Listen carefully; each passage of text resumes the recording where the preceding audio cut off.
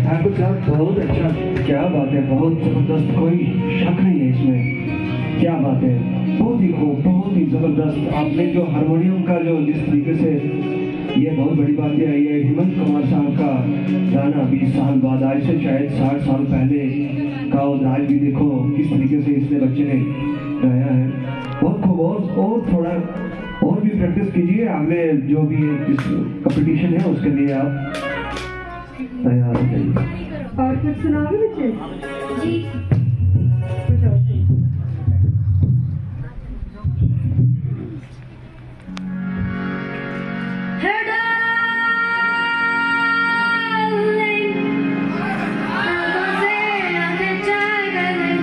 Darling,